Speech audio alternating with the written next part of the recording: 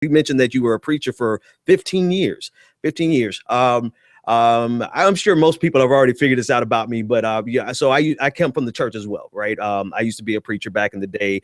I want to ask you, what do you think it is about? What do you think it is about you, people like me who come from the church but aren't really in the church? We're doing our thing now. We're doing our justice issues. We're Yeah. facilitating change, but we're not doing it from the church. And then you see Black Lives Matter. A lot of people have asked the question, like, where's the church? Where are the pastors? What are your feelings on that in general?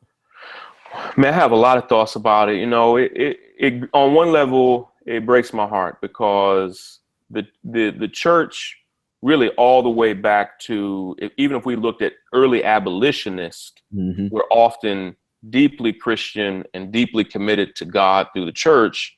And we go back to, I mean, even all the way back to Nat Turner, of people feeling like their faith was a huge part of what motivated them to do what they were doing.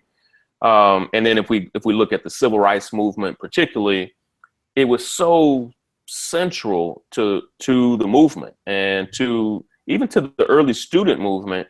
Yeah. But what we're dealing with now is altogether different. And I'm troubled that the church plays such a small role in this current movement that we're in, man, because some of the greatest leaders of this Black Lives Matter movement, and I've spoken with them about this, they don't even feel welcome in most churches. Some of it is most churches, like let me tie a little loop here. If we looked at that bill that recently became law in North Carolina, this anti-LGBT bill, there were 7 or 8 black male legislators who voted for it. And those men, in a way, kind of represent Black evangelicals. Okay, I'm not talking about like the guys who endorse Trump. I'm talking about, they represent in a lot of ways your traditional Black church that is rather anti-gay. Now, they will never say that. They will never admit this anti-gay theology that dominates what they do. But so they voted against it. And so a lot of these leaders in this Black Lives Matter movement are gay and lesbian and trans people who would not feel welcome in the church. And even early in Ferguson, there were a few churches that did step up, but there were even some weird moments there where church leaders really have such a tie. This is hurtful to say, but today often have a real deep tie to the establishment.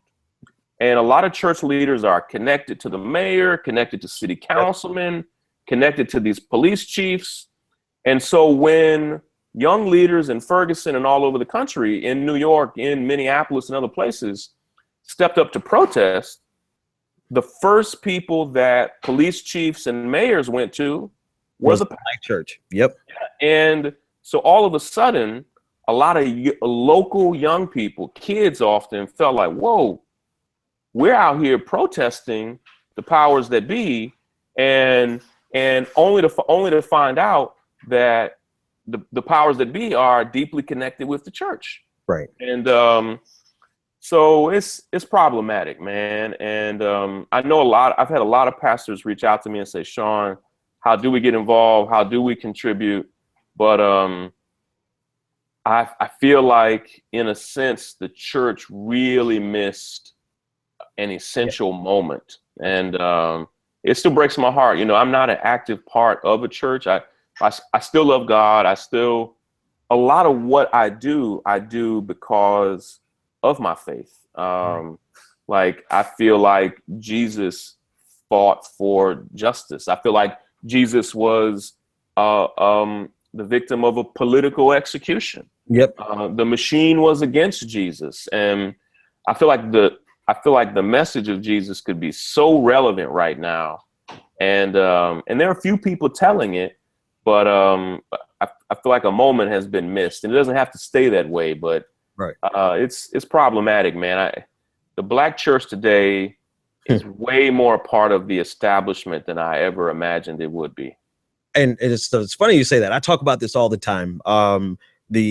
There's a democratic black establishment, and it's not just a political establishment. It is a political establishment that extends into the black church. Yeah. But you bring up a point that is so salient. The community leaders, the police officers, the police chiefs, the mayor, as soon as something goes down in the black community, they rush and get the black pastors to come and assuage the anger, to make everyone nice and calm and docile, as some of my friends like to say. And they kind of, for lack of a better word, neuter the movement, or at least cut off at the knees, where previously the black church has been a force for change.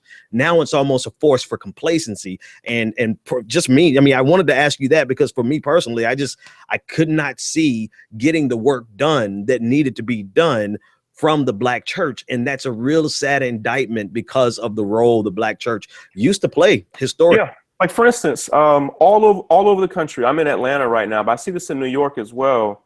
All over the country, local activist organizations sometimes just struggle with a place to have a meeting. and I mean this all over the country, just struggle to figure out where can we go. So they end up having meetings outside, meetings at a Starbucks and booted out of the Starbucks, when literally our cities have hundreds and hundreds of churches all over the place. And so that's what previously the church was an incubator, in a sense, for the movement. Now, the beautiful thing about the church not dominating this movement is that there are voices and people and personalities that I'm almost 100% sure would have been squashed a long time ago. Yeah. If the church did lead this, the three amazing women who started the hashtag Black Lives Matter and have formed an organization around that, I don't even know if this was a male patriarchal, if this was dominated by men with suits and ties, right? I don't even know that a lot of our most important voices would have had the space.